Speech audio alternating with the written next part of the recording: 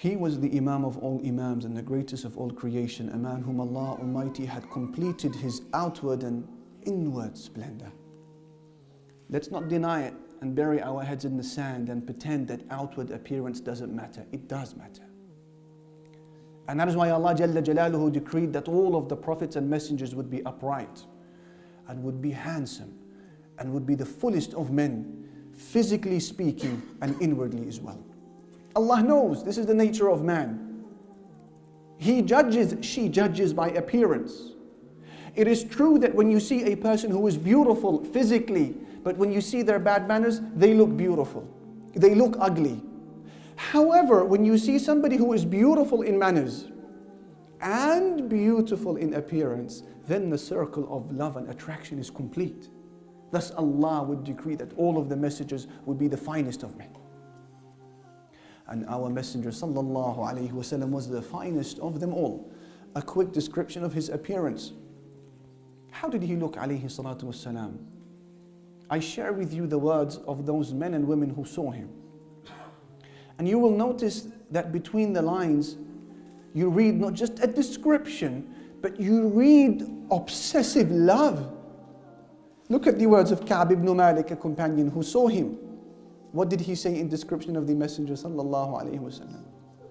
He said, كان النبي صلى الله عليه وسلم إذا سر استنار وجهه حتى كأن وجهه قطعة قمر. He said, whenever the Messenger sallallahu alayhi wasallam would smile, his face would illuminate, his face would radiate as if it was part of the moon. Abu Hurairah radiyallahu ta'ala anhu, he would say, كان النبي صلى الله عليه وسلم أبيض كأنما صيغ من فضة.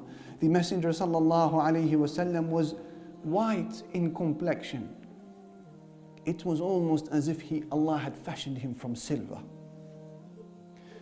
Jabir ibn Samura, he would say, رأيت النبي صلى الله عليه وسلم في ليلة إضحيان.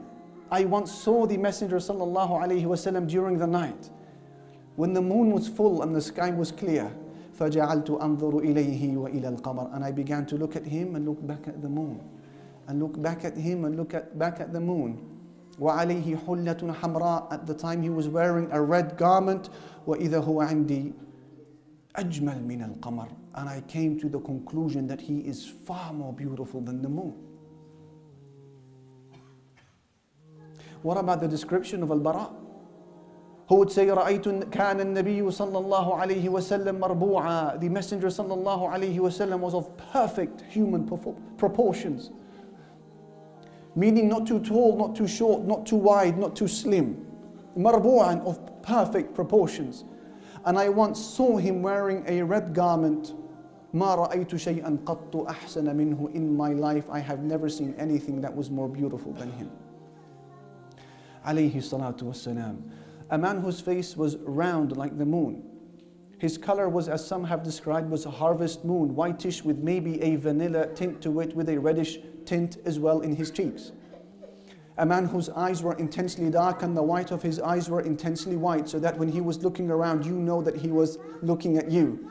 A man whose mouth was perfect, very wide, so that when he speaks, he is clear and eloquent. There was no ambiguity in his speech. His eyebrows were finely arched and his eyelashes were long and his hair would reach down to his earlobe, sometimes to his shoulder. Alayhi salatu wassalam, the finest of all men.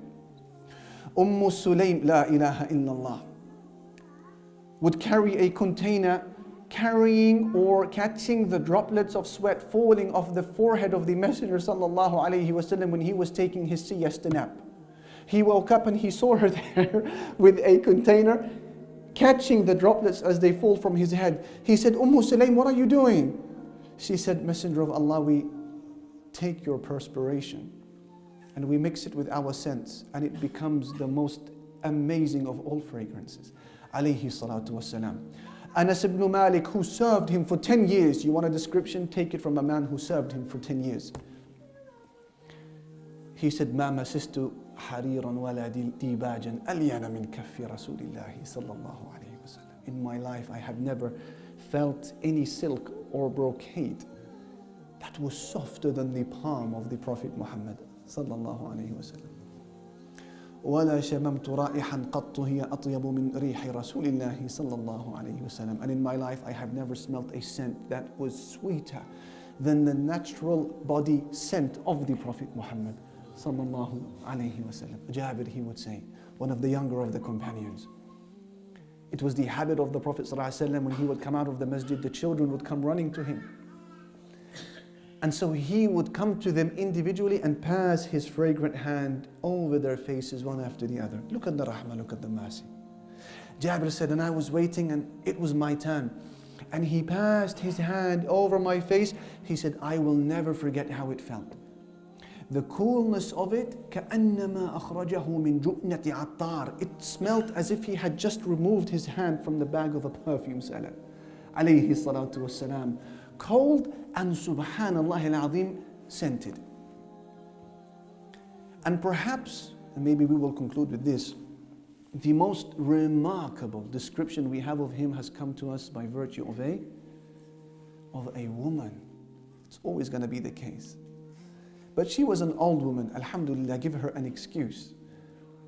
This is the name of an old lady called Ba'bad al-Khuza'iyya.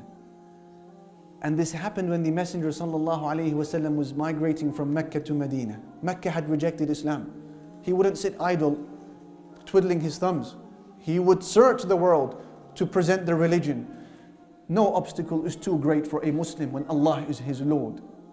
And so he makes his way, immigrating from Mecca in secrecy all the way to Medina. He had nobody with him, by the way, with the exception to Abu Bakr as-Siddiq and a non-Muslim, Abdullah ibn Urayqid al-Laythi, his guide. They needed provisions. They came across a tent in the middle of the desert. They need to eat, they need to drink, something to help the wayfarer proceed. They came into the tent. An old lady called Ba'bad, Imra'atun Jalda, a strong woman who would help the wayfarers. They said to her, Ba'bad, are you able to assist us? She said, by Allah, I have nothing to offer you on this day. And so a sheep caught the attention of our beloved sallallahu alaihi wasallam at the back of the tent. He said, what about the sheep that I see at the back of the tent? She said, this is a very weak sheep. The reason it is here is because it's too weak to go out and graze. It has no milk. It dried up years ago. He said, do you give me permission to try? She said, go ahead. So he went inside and this woman is observing, documenting, marveling. He knelt down next to the sheep and he began to make dua to Allah Jalla Jalaluhu. And then all of a sudden the udder began to grow in size, filling with milk, subhanallah. And he began to milk. And the first person who drank was the woman. And then he gave his companions to drink, including the non-Muslim. And he left a lot of milk for the house. And then he was the last person to drink, alayhi salatu wassalam. He then took a pledge of allegiance. She took her shahada. She realized who was in front of her. And they continued their journey to Medina. Later on in the day, her husband, Abu Ma'bad, comes back home. And he sees this milk all over the place. Subhanallah. He said, Ma'bad, this goodness, this khair, this milk, where did it come from? She said, La wallahi illa annahu marra alayna rajulun mubarak. She said, no, by Allah. A very blessed man passed by today. He said, give me his description, O Ma'bad. Listen to her words. She said, رَأَيْتُ رَجُلًا ظَاهِرَ الْوَضَاءِ. I saw a man of a glowing appearance. أَبْلَجَ الْوَجْهِ. Glowing, radiant in his face. حَسَنَ الْخَلْقِ. Perfect in his proportions. لَمْ تُعِبْهُ ثُحْلَةً وَلَمْ تُزْرِ بِهِ صَعْلَةً. He was not ruined by a big belly, nor did he have an overly small head. Wasim, rather he was a very handsome man. في عينيه دعج, his eyes were intensely dark. وفي أشفاره وطف, and his eyelashes were intensely long. وفي صوته صهل, and his voice was very husky. وفي عنقه سطع, and there was length to his neck. وفي لحيته, listen to this, my dear brother. وَفِي لِحْيَتِهِ كَثَاثَةً, and his beard was full. His beard was full. And then she said, azaj, meaning finely arched eyebrows. And then she said, إِن صَمَتَ فَعَلَيْهِ الْوَقَارُ. Even when he was silent, subhanallah, she is describing his silence as well. When he was silent, he was so dignified. وَإِن تَكَلَّمَ سَمَاهُ وَعَلَاهُ الْبَهَاءُ. But when he spoke, he was overcome with grandeur and splendor. أَجْمَلُ النَّاسِ وَأَبْهَاهُ مِنْ بَعِيدٍ. He was the most handsome and beautiful of men from a distance. وَأَحْلَاهُ وَأَحْسَنُهُ مِنْ قَرِيبٍ. But the sweetest and most gentle from up close. حُلْوُ الْمَنْطِقِ. And his speech was so nice. فَصْلٌ. It was so clear. لَا هَذِرٌ وَلَا تَزِرٌ. You didn't think that his speech was too long, nor was it too short. كَأَنَّ مَنْطِقَهُ خَزَرَاتٌ نَظْمٌ يَتَحَدَّرْنَ. His speech were like pearls falling off, cascading from a string. رَبْعٌ. A man of perfect proportions. لا يأس من طول ولا تقتحمه عين من قصر. You did not think that he was too tall, nor did you think him too short.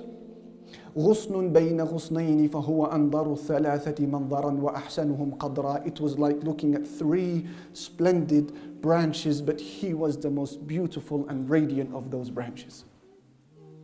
And then she concludes by saying, له رفقاء يحفون به. He had companions who were surrounding him.